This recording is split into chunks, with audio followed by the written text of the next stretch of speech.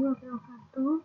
Di sini saya Rosalinda Septian Dewi dengan NIM 1843025 akan menjelaskan bab 6 perilaku konsumen tentang keluarga dan rumah tangga di negara Amerika Serikat. Yang pertama, sifat dan pengaruh rumah tangga di Amerika yang memiliki 2 poin. 1. Pengaruh rumah tangga. 2. Jenis rumah tangga. Untuk pengaruh rumah tangga, yaitu rumah tangga adalah unit konsumsi dasar untuk sebagian besar barang konsumsi. Barang-barang utama seperti perumahan, mobil, dan peralatan yang lainnya dikonsumsi oleh unit rumah tangga daripada oleh individu. Selain itu, pola konsumsi individu anggota rumah tangga jarang yang memiliki sifat independen daripada pola konsumsi anggota rumah tangga lainnya. Rumah tangga keluarga merupakan mekanisme utama di mana nilai-nilai budaya dan subkultural serta pola perilaku diturunkan kepada generasi penerus. Yang berikutnya yaitu jenis rumah tangga.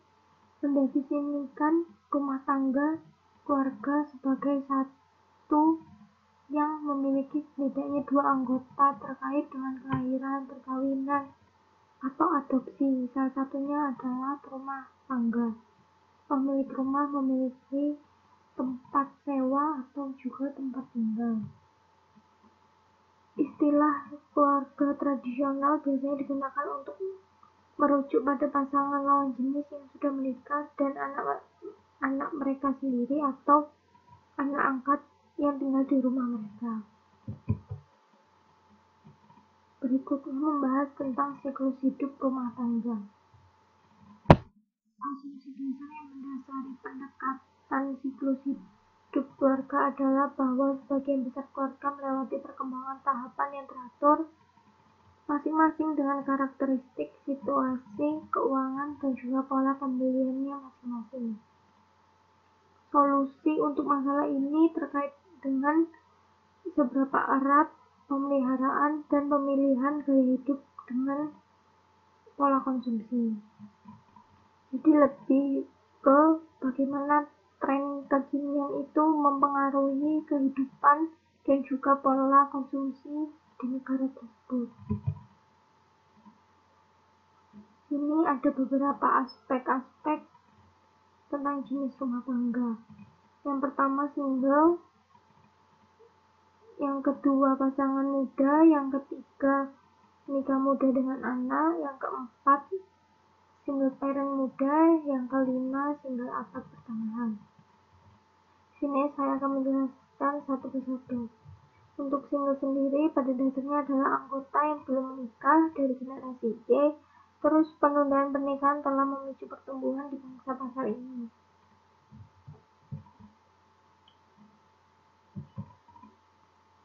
Yang kedua yaitu pasangan muda. Tidak ada anak keputusan untuk menikah atau hidup bersama, membahas suatu tahapan baru dalam siklus kehidupan rumah tangga.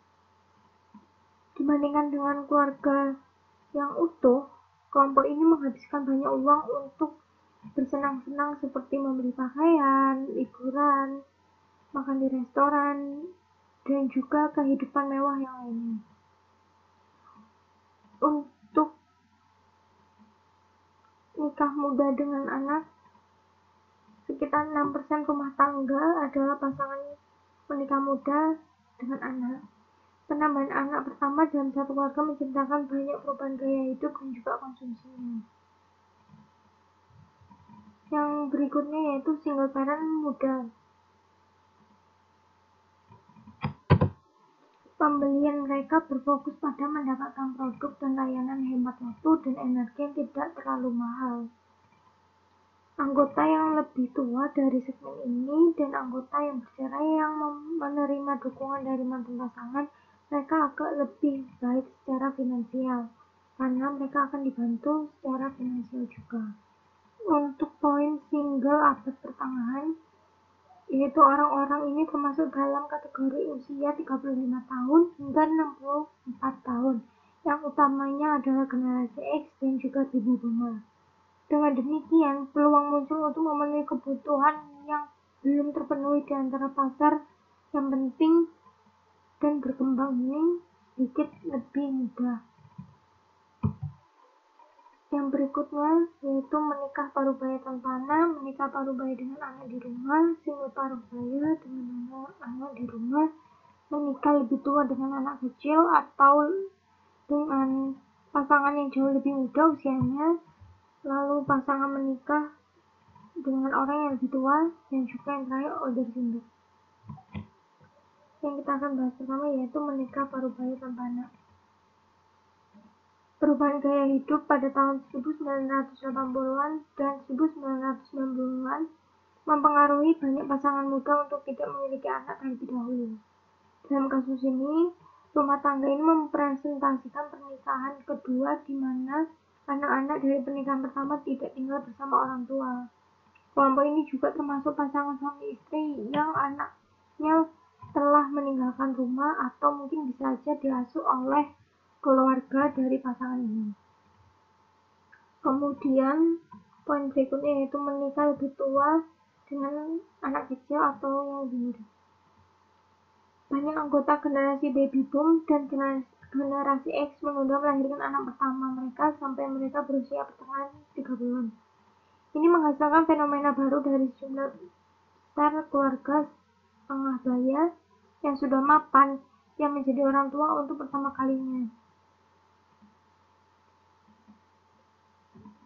Terus poin berikutnya yaitu menikah parubaya dengan anak di rumah.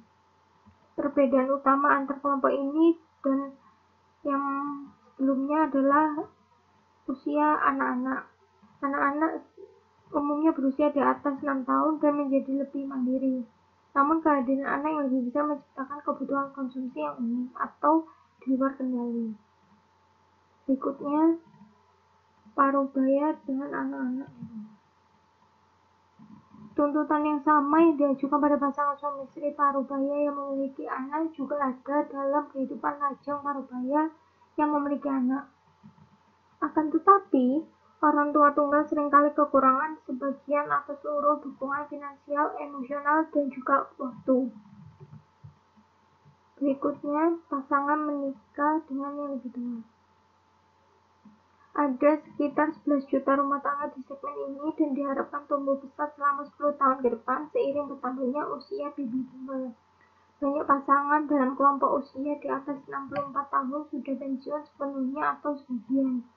Namun, seperti yang telah kita simpulkan tadi bahwa perbaikan dan perawatan kesehatan di umur panjang sangatlah lebih aktif atau lebih banyak mengurangi waktu untuk bersama dengan keluarga. Dan berikutnya yaitu older senior. Ada sekitar 17 juta lajang yang lebih tua di Amerika Serikat dan di segmen ini akan terus tumbuh seiring bertambahnya usia baby boomer. Sekitarnya 70% dari semua lajang yang lebih tua adalah perempuan dan sekitar 2/3 dari semua lajang yang lebih tua hidup secara individu atau sendiri. Kemudian yang akan kita bahas yaitu strategi pemasaran berdasarkan siklus rumah tangga.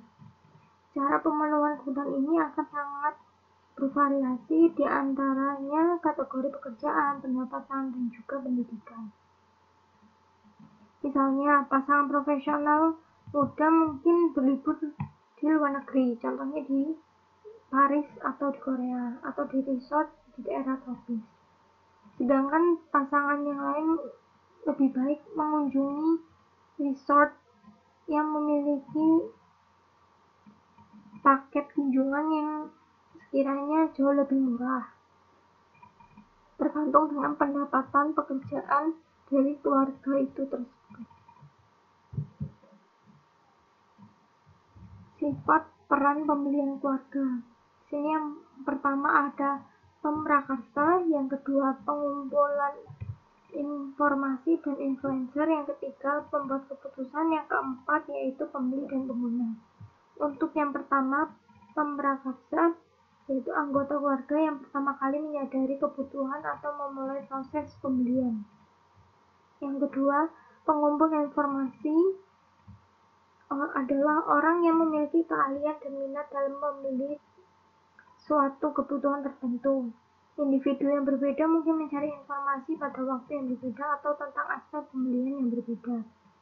Dan influencer yaitu orang yang mempengaruhi evaluasi alternatif kriteria yang dipertimbangkan dan menjadi suatu keputusan terakhir. Selanjutnya, pembuat keputusan adalah individu yang membuat keputusan akhir. Keputusan bersama mungkin akan terjadi. Yang berikutnya adalah pembeli dan juga pengguna. Untuk pembeli itu sendiri ialah anggota keluarga yang benar-benar membeli produk tersebut. Ini biasanya orang dewasa atau remaja yang sekiranya membeli kebutuhan sesuai dengan keinginannya daripada kebutuhannya. Berikutnya pengguna, yaitu pengguna produk atau jasa yang sedang ia minati atau ingin ia beli. Berikutnya yang akan dibahas yaitu penentu peran pembelian dalam keluarga. Keterlibatan atau keahlian dalam bidang produk adalah faktor utama lain yang mempengaruhi bagaimana keputusan pembelian keluarga akan dibuat. Secara alami, semakin banyak pasangan atau anggota keluarga lain yang terlibat dengan area produk, semakin besar pula pengaruh yang akan dimiliki oleh orang lain. Berikutnya yaitu resolusi konflik. Mengingat banyaknya keputusan yang dibuat keluarga setiap hari, ketidaksepakatan tidak bisa dihindari. Maka sini akan ada beberapa pemasar harus lakukan dalam menyelesaikan resolusi konflik, yaitu perundingan, mencoba mencapai kompromi. Kedua, manajemen kesan. Salah satu mengartikan fakta untuk menang. Yang ketiga, penggunaan otoritas.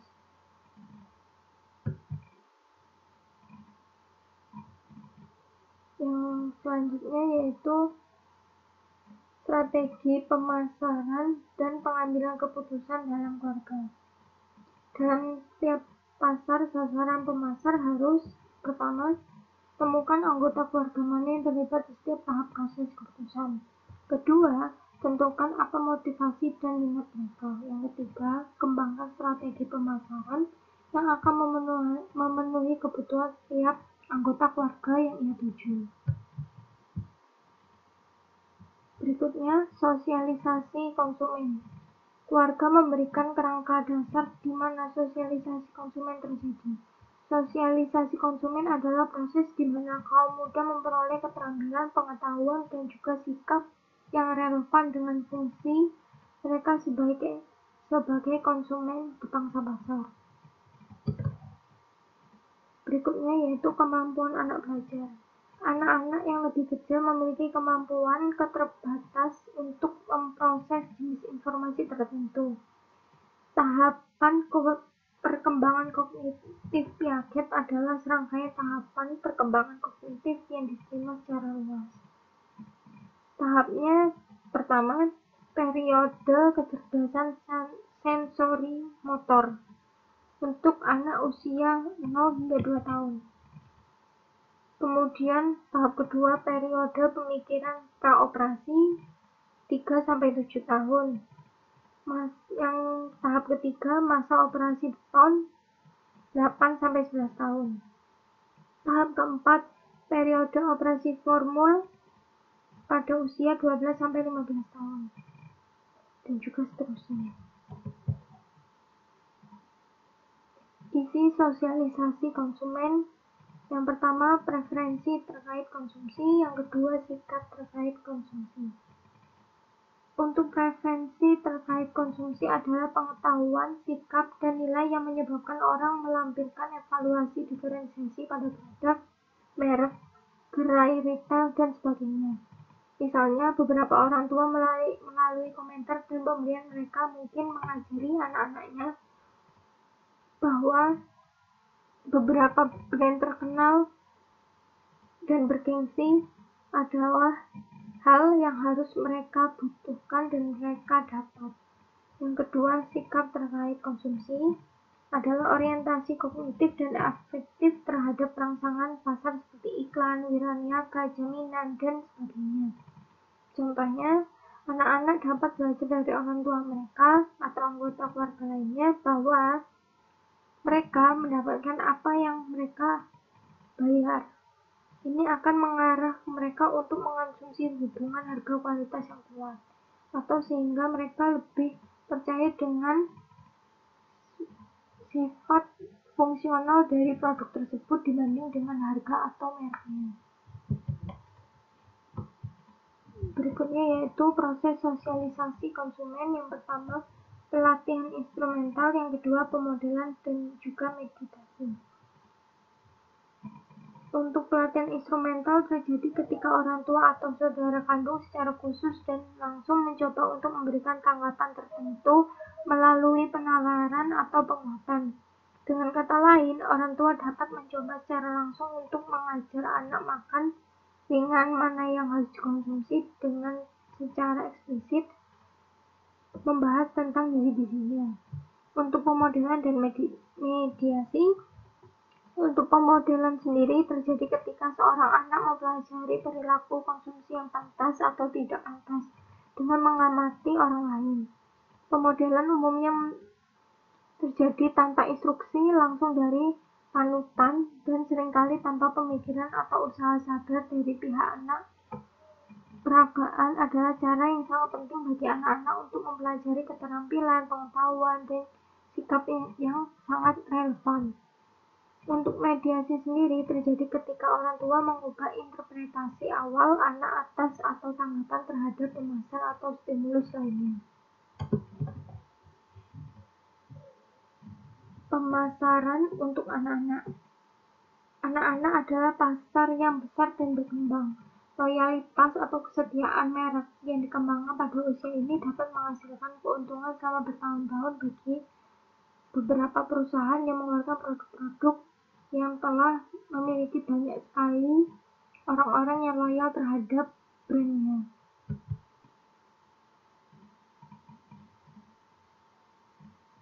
Sekian presentasi dari saya. Bila ada salah kata, saya mohon maaf. Wassalamualaikum warahmatullahi wabarakatuh.